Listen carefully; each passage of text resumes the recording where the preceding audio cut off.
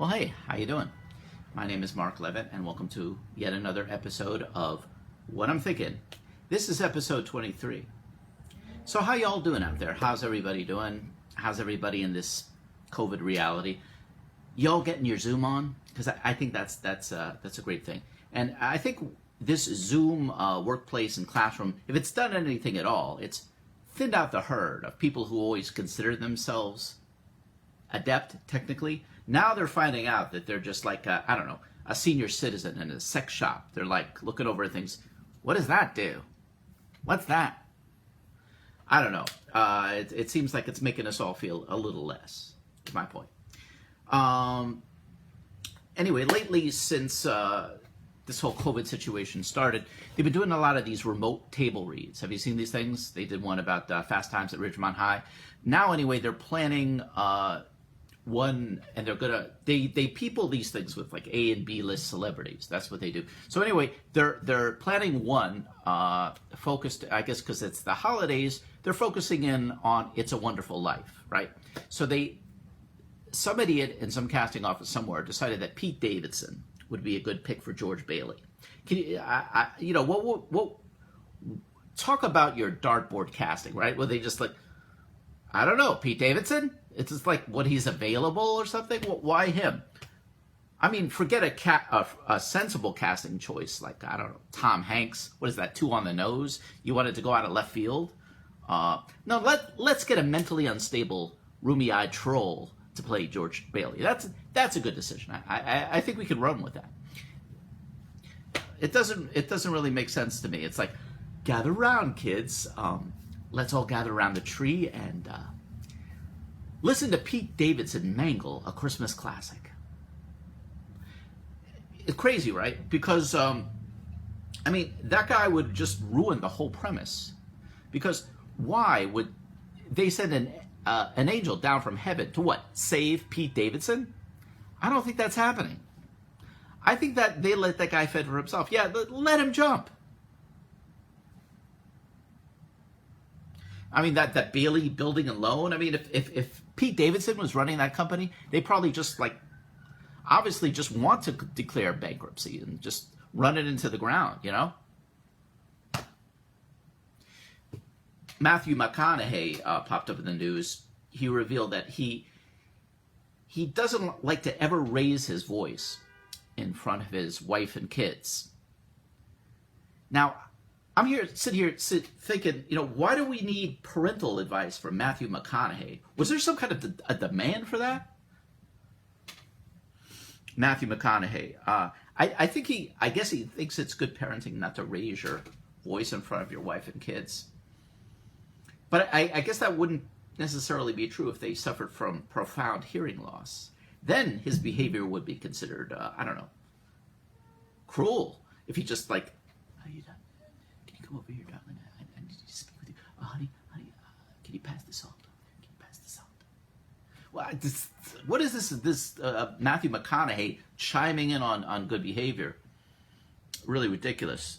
I mean, maybe he has some unsolicited advice he can proffer on toward premenopausal women. Maybe he could do that. Well, what would he say to premenopausal women? Can you imagine what Matthew McConaughey would say to them? Yeah, I know what you're thinking. Your best days are behind you. Going through the change. You got the sweats. Hey, Matty boy sweats too, okay? I sweat plenty. I give off a lot of heat. I can bake a potato with my body. Ridiculous. Anyway, also in the news, John Tubin was fired by the New Yorker because he masturbated on a Zoom call. I mean, that's got to be where they invented the term oopsie daisy. I mean, oopsie daisy should have been coined for that situation, right? James Tubin masturbating on a Zoom call. I mean, John Tubin masturbating on a Zoom call would kind of sum up 2020 for me. If they had to put that footage in a time capsule so that people from the future could see it, they'd look at it and see John Tubin masturbating, and they'd be like, what the hell is this shit? I don't know. It just seems like a crazy week in general.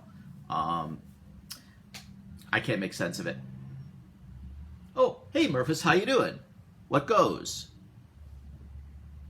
Life is an unfathomable mystery, Mark. An unfathomable mystery, Merfis? Why do you say that? Well, what's going on? My recent breakup with the Hillary Clinton puppet has hit me to the core. You have a core, Merfis? Please, Mark. Y'all, we had a very bad breakup, I'm afraid. We had a future plan together.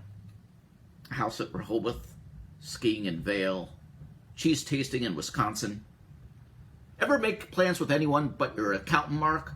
Well, we had dreams, Mark, big dreams. Dreams that other people just dream about. Merfis, did you break up with the Hillary Clinton puppet, or did she break up with you? Would I be spending the entire evening listening to the soulful Lou Rawls if I had broken up with her, Mark? The answer is no, sir. No, sir. No, senor. No. Billy Joel was right. Right on the money when he said, she can kill with a smile, she can wound with her eyes. Well, her smile really did a number on me, Mark, I'll tell you that. I'm so sorry to hear that, Merfis. So sorry indeed. I don't know what you must be going through. I really can't say. Oh, get over yourself, Merfis. Hillary, you do love me. No. I'm actually in a new relationship now. A new relationship, Hillary? I mean, the body's not even cold. It's not even cold, Hillary. Not even cold. I am now in a bonded, extremely committed relationship with another woman. Another woman? Hi, I'm Maxine. Yes, another woman. Please, I self-identify as intersexual. Intersexual? Sort of like an interstate, but hornier. Hearing that? She's horny, but not for you, Merfis. Hear that? Not for you. Not for you, Merfis. Please, Hillary Clinton. Now that's just rubbing salt into the wound. You do realize that. That's just mean-spirited. I'm sorry, Merfis. Merfis, I'm profoundly sorry. I'm profoundly sorry, Merfis. This should never have happened to you. Never have happened. Hillary Clinton puppet, shame. Shame on you.